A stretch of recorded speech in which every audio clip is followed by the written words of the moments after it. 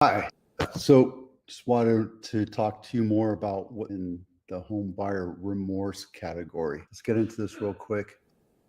There we go. Reports of home buyer remorse decline in slower sales environment. So it says just over 1/3 of home buyers in 2025 said they did not regret their purchase, up from 31%, according to the realtor's latest. And this goes back to 2020, 2021, when we had the firestorm and it was crazy and everybody was buying whatever they could because they were freaking out. They needed to buy a house at 2.5%.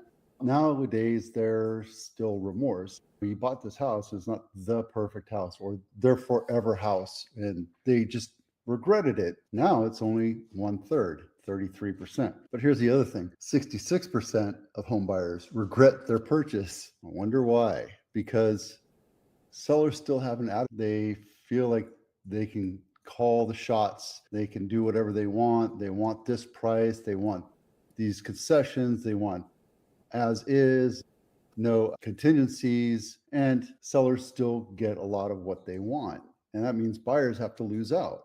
There's no win-win. There's no meeting of the minds. I always want it to be more of a balanced market, more of a buyer's market, because that way buyers get what they want. Sellers have, for the last seemingly 3 decades, gotten everything that they wanted, so much so that they tend not to take care of their house.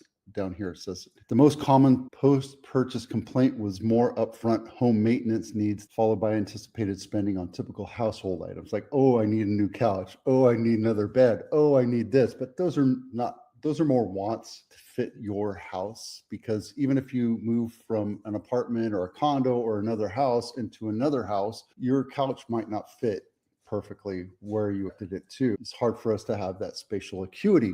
Anyway, the number one thing that you should remember is take care of your house. Get those little nitpicky things fixed up. And I tell you to download the home inspection checklist, get that stuff fixed before you put it on market, and you're going to make a happy buyer. And ultimately, I know some people don't care. I had a seller this year who knew his house was a piece of crap, and he arrogantly thought that his house was worth X, and it wasn't. And he never got an offer because he wouldn't take care of the house. Guys, look, if you buy something and you feel like you got the shaft, that's sad, right? It's a sad thing.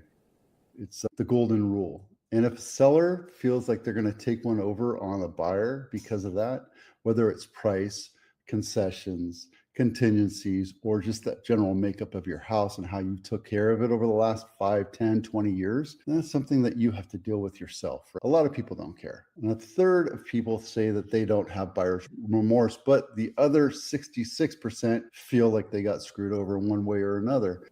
Yeah, I've been working on this website, and I have Willow Glen up now. It's up and running. So go to albertanogroup.com and you can take a look at this. I'm building it out so we have neighborhood reports for each area, for Willow Glen, Almaden, Blossom Valley, Cupertino, and it's going to take some while, but also we have the probate estate sales. That's going strong right now, and it's a very important thing for our generation to talk about that with our parents and make sure that we have that conversation with our parents to know where they're going to go, where they're going to be comfortable and safe, right? And maybe taking care of your house that you grew up in, let's help you move that on. Could your garage get your home sold? It possibly could. Replacing your garage door. My garage door cannot be replaced. It has to be the old style wood, very heavy, clunky thing, because I have a post in the middle of where it would go if I had a roll up. Cleanliness, keeping the leaves out, the dirt out, and the varmints out, that's important. But also, if you want to go custom, you can absolutely go custom, like this thing right here, where you have your tool bench with all the tools underneath and have it all lit up and lowered ceiling with lights. You can do that. It's not necessary, but it'll look nice. Adding a garage. Well, if you don't have room for that, you can add a 3rd garage on if you have the room. My house actually has a big side yard, and that side yard could hold another garage if I wanted to put it in there. Don't do a garage conversion. They don't sell well. There's no aftermarket value to it. We're going to get into high-lows in a minute. This is it right here. Highs and lows. The most expensive home sold today or this week in Santa Clara County is $8 million on Normandy Lane, not my listing, days to sell, 7-bedroom, 5.5 bath, 6,000 square foot, built in 1968. And this thing looks like it's been completely so yeah, this is a beautiful house, and it's sold at value pretty much. It's like 1.0, 100%, 100.8. So yeah, it's nice. It's a pretty house and a nice garage, nice backyard. There you go. And then Tuesday, well, let's see if there's one more we can look at. The lowest sold home. Holy crap, I can't believe they actually sold that for $780,000. Look at this thing. This should have been value of the land right here. Duane Ave is the highest list price to sales price ratio, which is 140%, 144.3%. And there's nothing much to it, but they were smart. They took it, and it's a standard lot, 1,100, 3-bedroom, 1.5 bath, built in 1952. And I guess it's the value in the land. There's a lot of potential. See, but it just goes to show, if you overprice the house, it's going to sit on market for a really long time. If you underprice it, it doesn't matter if you go $1 million for a $1.5 million house, the buyers will bid it up. And the only reason why a house doesn't sell is seller ego. I have 2 listings sitting on the market because they're both overpriced right now. And it's not me. I don't control the market. I'm not a market maker. There's no real estate agent that is. But if you want your house sold quick in 7 days, underprice it and get it sold. Stop messing around. And then I think the lowest list price to sales price. The original list price was $2.1 million, 32 days. Then they dropped it down to 1.6, and it sat for a couple more days, and then it sold for 1.3. This is a standard 3-bedroom, 2.5 bath, 2,000 square foot, built in 1927. There's nothing fancy about it, but seller ego drove the seller to say, my house is worth $2 million.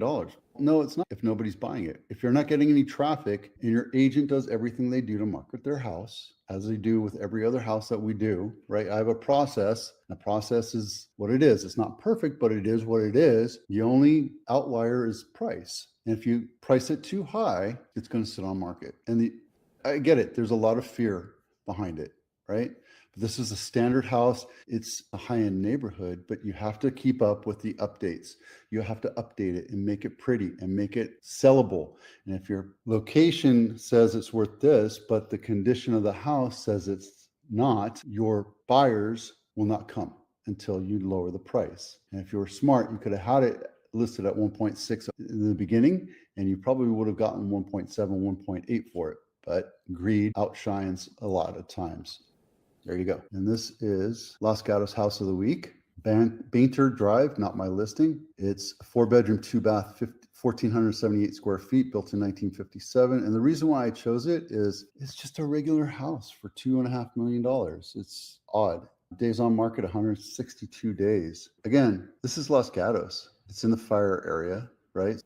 And you might get how much land is it? It's at it's just a tad bit under an acre, right? So you have a little bit of land, but it's sloping, so that really doesn't help. The house is old, and what you're selling right now is the land, because this house is not a Los Gatos style house, especially if it's listed at $2.5 million, right? This house is worth the land, and if it was listed at 1.5, it would sell because somebody would come in, tear this thing down, and put a McMansion on it and be done. Okay. We have 827 homes for sale in all of Santa Clara County. In the summer, we got close to 2,000. This is a good spot for us to understand that this is not the selling season.